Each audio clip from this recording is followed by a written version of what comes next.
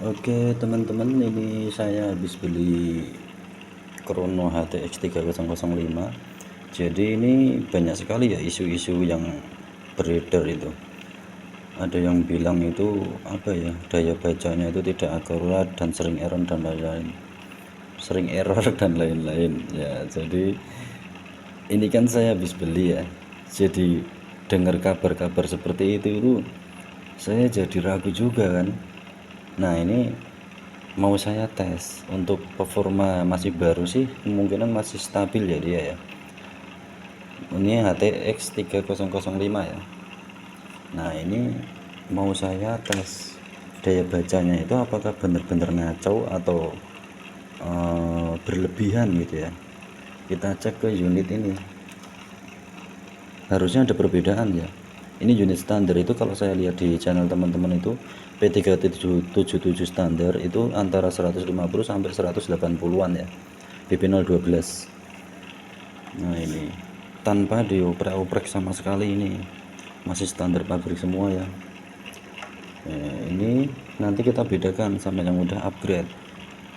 Imbernya masih pakai aluminium ini, yang kemarin saya pakai buat shoot kaleng itu ya, tanpa dipenyok.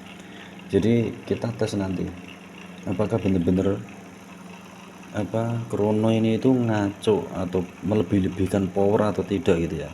Kita tes.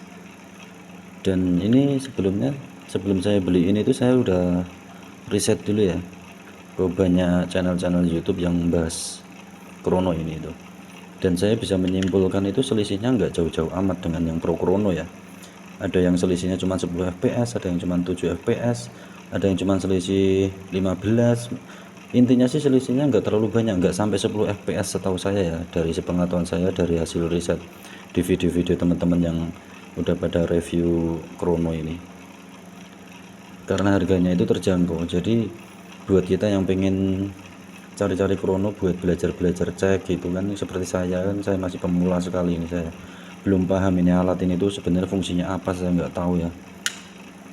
Jadi langsung aja kita cek, coba pakai yang standar pabrik dulu ya, nanti kita tes. Kalau standar pabrik kok fps nya sampai 200-an, nah jelas itu mungkin besar kemungkinan Chrononya yang nggak beres. Standar pabrik itu soalnya udah saya riset itu 160 sampai 180-an maksimal ya itu. Backlightnya saya matikan dulu biar apa ya, nanti biar saya itu nggak dikira melebih-lebihkan gitu loh, kan nggak enak juga kan sama yang udah lama mainan-mainan kayak gini itu. Soalnya saya itu belajar upgrade itu kan pengen bener-bener tahu berapa hasil fps saya yang udah saya upgrade itu loh. Kita tes dulu yang standar pabrik.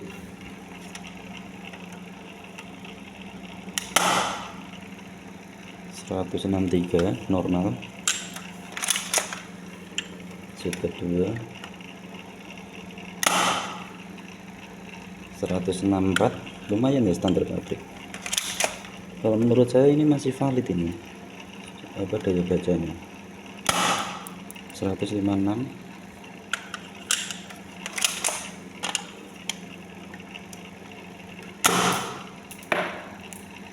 oh nabrak 113. Gak usah banyak-banyak ya, sudah malam soalnya ini. 158 cukup ya, takut ganggu orang tidur. Jadi sekitaran 150-an ke atas, 160 kurang lebih ya yang standar pabrik tanpa dioprek. Ini untuk tes cek ini ya, performa dari Chrono HT ini. Sekarang kita tes yang kemarin yang saya pakai buat shoot kaleng itu ya, satu kali shoot tanpa penyok jebol. Kita coba shoot ke Chrono, apakah Chrononya masih normal. Cara bacanya kita tes biar gimana ya, biar nggak jadi pertanyaan gitu loh. 343,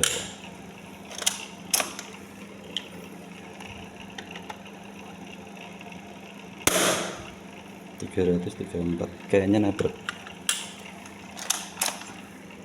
Lokangnya enteng, springnya juga cuma pakai spring punyanya M206. 341 lagi. Menurut saya sih masih worth it ini. 328 nabrak kayaknya tadi. Ini sengaja saya kasih spacer ini ya, biar enggak BB nya enggak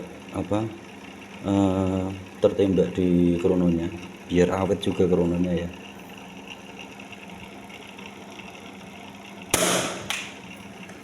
Tiga 38 lumayan.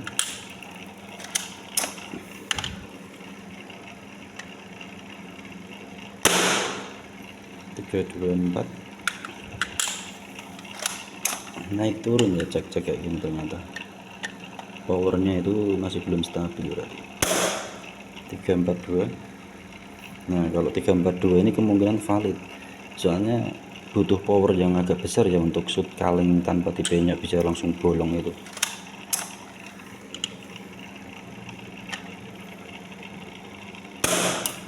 Tiga 34 masih naik turun berarti.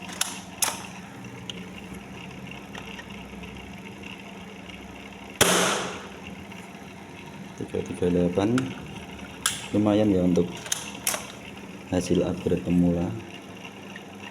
Mungkin dicek pakai krono lain beda lagi, bisa naik bisa turun gitu ya, jujur-jujuran aja sih. 352 wah lumayan.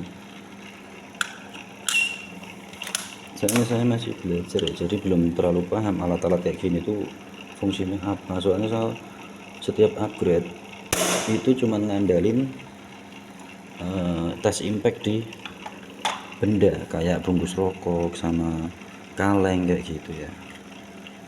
Ya berarti ada perubahan ya, perbedaannya jelas. Yang ori tadi standar pabrik tanpa dioprek 150-an plus.